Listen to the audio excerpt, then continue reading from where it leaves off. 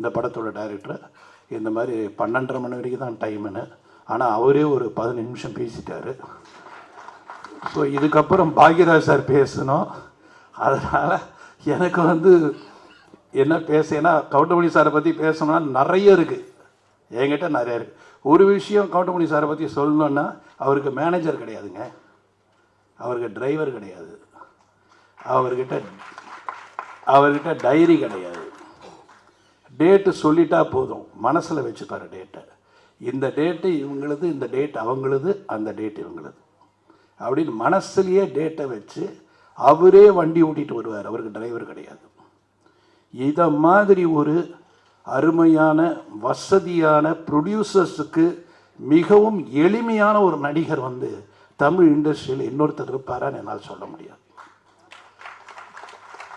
அப்படிப்பட்ட perfect actor எனக்கு வந்து இன்னொன்று எத்தனை பேருக்கு தெரியணும், ஒருவேளை அது கரெக்டாக கூட இருக்கலாம், தப்பாகவும் இருக்கலாம்.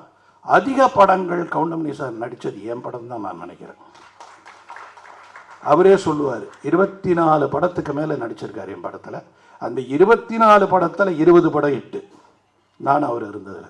இதில் என்ன வேடிக்கைன்னா, நான் வந்து ஒரு 4 பேஜ் டைலாக் எழுதிட்டு சத்யராஜ் சாருக்கும் கவுண்டமணி சாருக்கும் வந்து டைலாக் சொல்லுவேன்.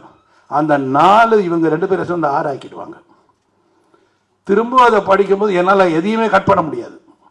அந்த மாதிரி 6 ஆகிடும் அந்த பேஜ். அது மாதிரி 2 பேஜ் கொடுத்தா 4 ஆகிடும்.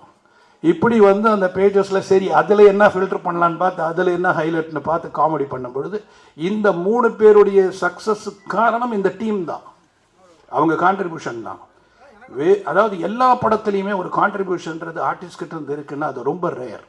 அப்படி ஒரு கான்ட்ரிபியூஷன் உள்ள ஒரு ஆக்டர் யாருன்னா கவுண்டமணி சார். அவர் அதில் நீங்கள் பர்டிகுலராக நிறைய படம் நான் சொல்லணும்னா, ஒன்று நடிகன், அந்த பிரியாணி சீனை எடுக்கவே முடியலங்க, எடுக்கவே முடியல. சிரிச்சுக்கிட்டே இருக்கு, எங்கே கட் சொல்கிறது தெரியல. சிரிச்சு நான் மேக்ஸிமம் இவங்களுக்கு வந்து ஒரே பிளாக்கில் வச்சுட்டு திருப்பி க்ளோஸ்னு கட் பண்ணி திருப்பி அந்த டைலாக் எடுக்க பயமாக இருக்கும். ஏன்னா அந்த மாதிரி ஒரு காமெடி எத்தனை தடவை எடுத்தாலும் சிரிப்பாங்க.